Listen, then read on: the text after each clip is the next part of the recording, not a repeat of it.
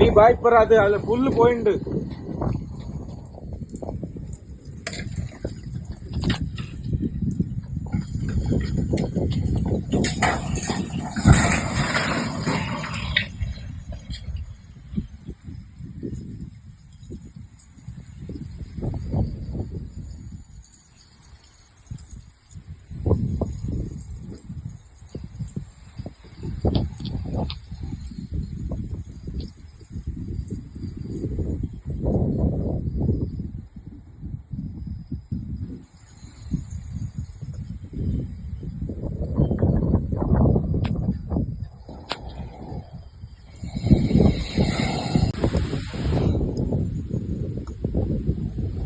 ಅದು ಅದ್ಭುತ ಮಾಡ್ತೀವಿ.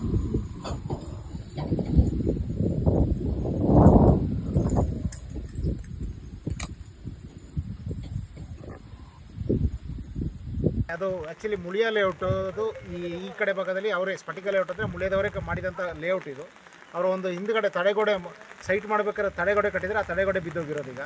ಸೊ ಅದರಿಂದ ಹೊಸದಾಗಿ ಮನೆ ಕಟ್ತಾ ಇದ್ದಾರೆ. ಅವ್ರದ್ದು ಮನೆ ಪಾಪ ಇನ್ನೂ ಗೃಹಪ್ರವೇಶನೂ ಆಗಿಲ್ಲ.